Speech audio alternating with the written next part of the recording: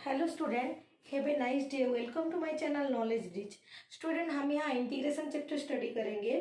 Already हम लोग differentiation chapter study कर चुके हैं। तो स्टूडेंट, डिफरेंशिएशन के बिना हम इंटीग्रेशन नहीं कर पाएंगे, क्योंकि इंटीग्रेशन और डिफरेंशिएशन दोनों इंटर रिलेटेड है। कैसे इंटर रिलेटेड है मैं अभी आप लोगों को बताऊंगी। पहले हम सब एग्जाम्पल लेके समझते हैं। ये जो लाइन में लिखी हूँ, integration is the reverse process of differentiation. तो रिवर्स हम लोग किसे कहते हैं? देखो स्टूडेंट, सपोज मैं एक एग्जांपल लेती हूँ, जैसे कि 4 का स्क्वायर होता है 16। तो मैं बोलूंगी कि मुझे 16 नहीं चाहिए, मुझे अगेन 4 चाहिए। तो मैं क्या करूंगी? मैं 16 का स्क्वायर रूट निकालूंगी। मैं अभी 16 का जब स्क्वायर रूट निकालूंगी, आएगा क्या? 4 आएगा। तो 16 का जो स्क्वायर रूट मैं निकाली, ये स्क्वायर का स्क्वायर रूट है रिवर्स। ओके, तो वैसे ही डेरिवेटिव और इंटीग्रेशन का reverse process derivative and derivative का रिवर्स प्रोसेस इंटीग्रेशन। तो ये integration is the reverse process of differentiation है। कैसे है, क्या है, क्यों है, हम स्टडी करेंगे। तो देखते हैं यहाँ पे। पहले डेरिवेटिव का मतलब क्या हम समझ चुके हैं, इंटीग्रेशन का मतलब क्या अभी समझेंगे। तो देखो, डिफरेंशिएशन मतलब क्या? अलग अलग एक जगह पे सारे चीज है, उसको हम अलग अलग प्लेस में रख देंगे। दैट इज डिफरेंशिएशन कर दिया हम उसको। एक जगह पे रखा हुआ है, हम उसको अलग अलग प्लेस में रखते हैं। तो क्या कर रहे हैं? डिफरेंस कर रहे हैं, मतलब डिफरेंशिएशन हो रहा है। लेकिन अभी मैं बोलूंगी कि बहुत सारे अलग अलग जगह से चीज लाके हम एक जगह पे रखेंगे। That is integrate. हम लोग वहां पे इंटीग्रेशन कर रहे हैं, सबको लाके एक जगह पे रख रहे हैं। That is the integration. तो स्टूडेंट, जैसे कि हम लोग एक कॉलेज में पढ़ते हैं, तो एक कॉलेज में एक ही जगह के स्टूडेंट नहीं आते हैं, अलग अलग स्टेट से आते हैं, अलग अलग डिस्ट्रिक्ट से आते हैं। सपोज एक स्टेट में सब पढ़ रहे हैं, तो अलग अलग डिस्ट्रिक्ट से आते हैं। कि कोई स्टेट बाहर, खुद के स्टेट के बाहर अलग अलग स्टेट से भी स्टूडेंट आते हैं और एक कॉलेज में पढ़ते हैं। तो अलग अलग जगह से जो आते हैं, हम क्या बोलते हैं? हम आप सबको इंटीग्रेट कर रहे हैं, इंटीग्रेशन कर रहे हैं, हम उसको इंटीग्रेशन बोलते हैं। तो स्टूडेंट, इंटीग्रेशन मतलब सम हो गया, एक जगह पे लाके रखे ना, सम हो गया। तो इंटीग्रेशन डेरिवेटिव में हम लोग कैसे लिखते थे? डी/dx f(x) लिखते थे, ऐसे लिखते थे ना। तो यहाँ पे हम लोग क्या करते हैं? इंटीग्रेशन को, ये जो मैं बोली क्या, सम एक ही जगह पे रख रहे हैं ना, तो ये जो सम है, हम इसको थोड़ा एनलार्ज कर दिए, इसको इधर खींच दिए और इसको इधर खींच दिए, तो सिंबल हो गया हमारा ऐसे। ठीक है, और यहाँ पे हम लोग फंक्शन डालेंगे, f(x) dx लिखेंगे। तो ये हो गया हमारा इंटीग्रेशन ऑफ f(x) dx और integration of f(x) with respect to x बोलेंगे। क्या बोलेंगे? Integrate the function f(x) with respect to x। तो ये जो f(x) है, हम इसको बोलते हैं इंटीग्रैंड। क्या बोलते हैं? इंटीग्रैंड बोलते हैं। ठीक है, और ये टोटल जो यहां से यहां तक है, हम उसको बोलते हैं इंटीग्रल। ओके स्टूडेंट, ठीक है।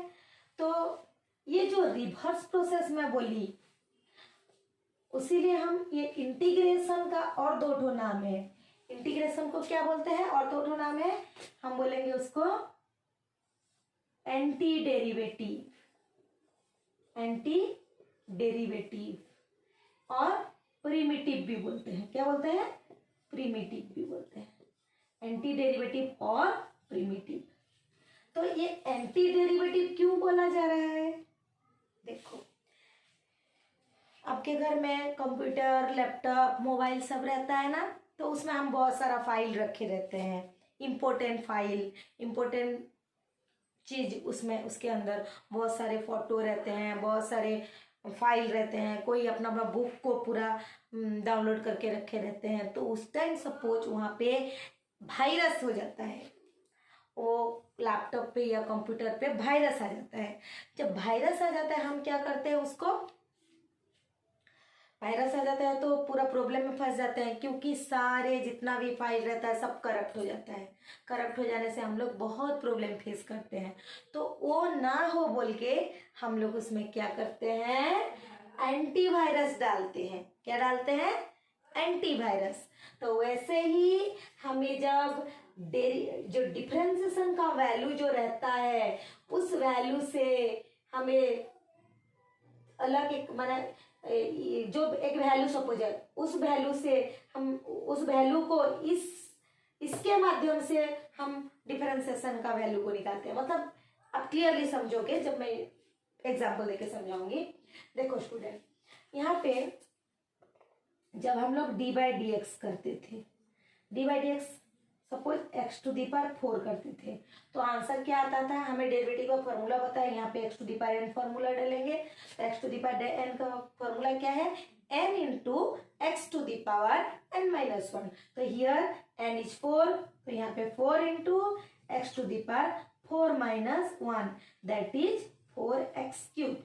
तो अभी ये जो 4x क्यूब आया, ये 4x क्यूब से हम कैसे x टू दी पावर 4 निकालेंगे, जो रूल अप्लाई करेंगे, जो वे से हम आएंगे उसको बोलेंगे, ये डेरिवेटिव किए ना हम, यहाँ पे हम क्या किए, ये किए डेरिवेटिव, हम डेरिवेटिव किए ना, है कि नहीं। तो यहाँ पे हम क्या करेंगे, एंटी डेरिवेटिव करेंगे, एंटी डेरिवेटिव करेंगे और हमें मिल जाएगा again x to the power 4। Okay, so anti derivative कैसे करते हैं अभी हम लोग देखेंगे, ठीक है। तो स्टूडेंट पहले देखो इधर, यहाँ पे देखो ये जो इंटीग्रेशन है, ये इंटीग्रेशन जो है ये 2 टाइप का रहता है जनरली ये 2 टाइप का रहता है। एक है इनडेफिनेट इंटीग्रल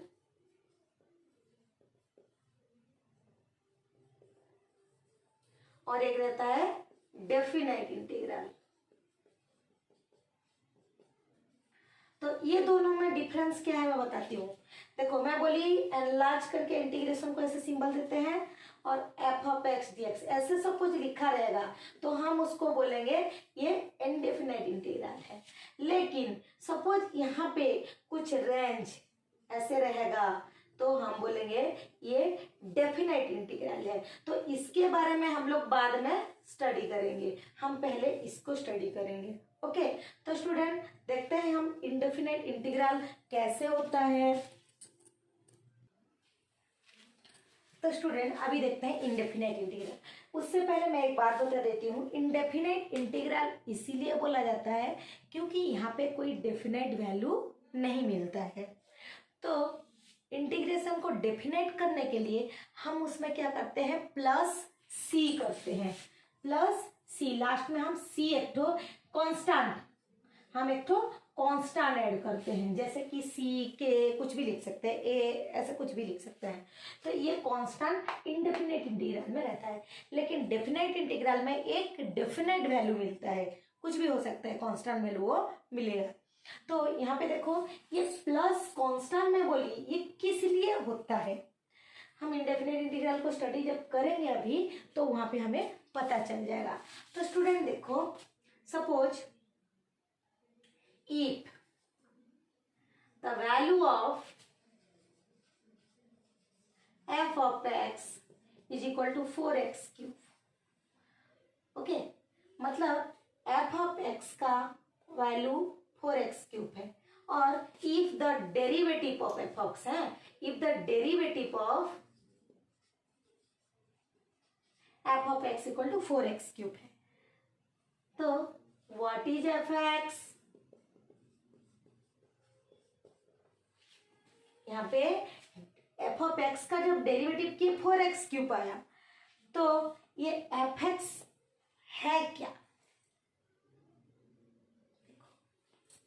जब हम d by D x to the power 4 करते हैं तो 4x क्यूब आता है। जब D by D x to the power 4 plus 1 भी करेंगे तो भी ये 4x क्यूब आएगा। जब D by D x to the power 4 plus 2 करेंगे तो ये भी 4x³ आएगा।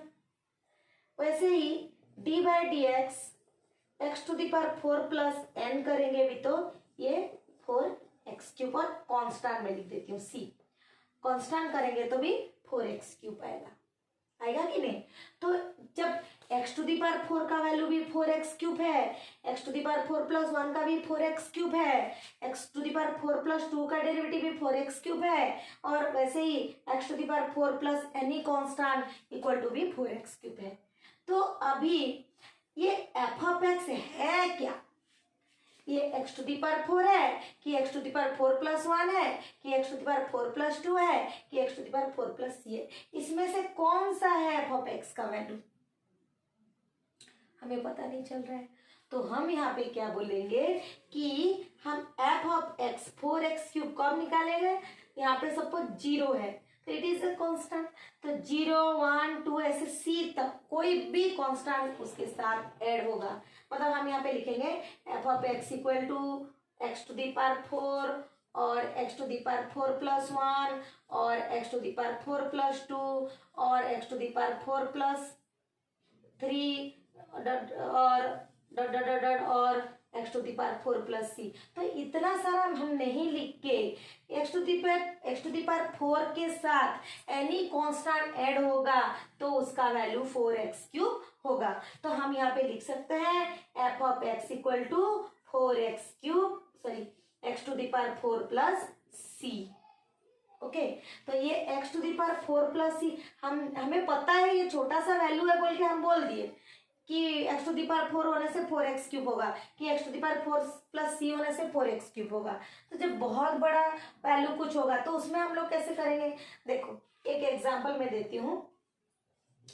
सपोज हमें दिया होगा कि हमें पता है डेरिवेटिव ऑफ साइन x, इसका वैल्यू क्या होता है cos x होता है, लेकिन ये cos x का इंटीग्रेशन जब हम निकालेंगे तो उसका वैल्यू क्या होगा साइन x आएगा, ठीक है। तो ये cos x जो है ये cos x प्लस 1 भी हो सकता है, cos x प्लस 2 भी हो सकता है, सॉरी ये sin x प्लस 1 का डेरिवेटिव cos x भी हो सकता है कि नहीं। तो यहाँ पे sin x प्लस 2 भी होने से cos x होगा, तो इसीलिए हम लोग क्या बोलेंगे sin x प्लस c लिखेंगे। तो ये c हमारा जरूरी हो जाता है। और एक एग्जांपल देखो, suppose D by D x log x, इसका वैल्यू होता है 1/x। तो ये log x के साथ 1 भी प्लस रहेगा तो भी ये 1/x होगा, यहाँ पे c रहेगा भी 1/x होगा। तो हम क्या करेंगे, यहाँ पे जब इंटीग्रेशन ऑफ 1/x dx करेंगे तो इसका वैल्यू हम लोग log x प्लस c लिख देंगे, क्योंकि एनी कांस्टेंट यहाँ पे ऐड होगा तो उसका वैल्यू 1/x हुआ होगा। तो यहाँ पे 1/x का इंटीग्रेशन को log x plus any constant हम डालेंगे। तो समझ में आया हम लोग किस लिए यहाँ पे कांस्टेंट डालते हैं।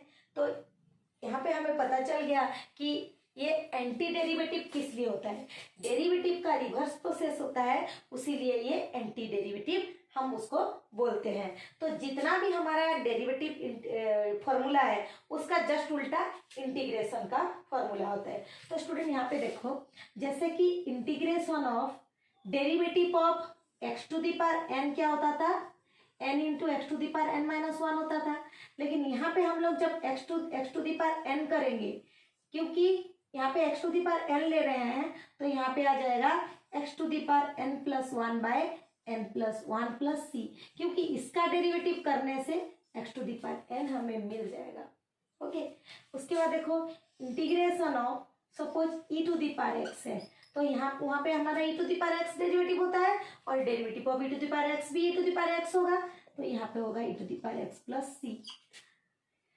जैसे कि integration of a to the power x dx क्या होता था आपका, a to the power x ln derivative of a to the power x क्या होता था a to the power x ln a होता था, बट यहाँ पे क्या होगा a to the power x by ln a dx होगा। किस लिए होगा देखो, सपोज हम प्लस c, जब हम इसको डेरिवेटिव करेंगे डी बाई डी एक्स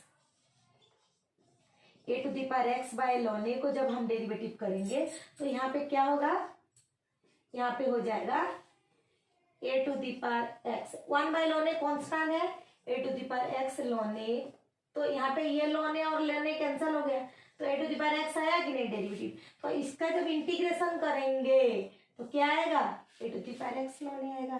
तो इस हिसाब से हमारा डेरिवेटिव का रिवर्स एंटी डेरिवेटिव होता है, एंटी डेरिवेटिव का रिवर्स डेरिवेटिव होता है। तो स्टूडेंट अच्छा से डेरिवेटिव फॉर्मूला को याद करो, और डेरिवेटिव फॉर्मूला जो है उसका जस्ट उल्टा हम लोग इंटीग्रेशन में डालेंगे।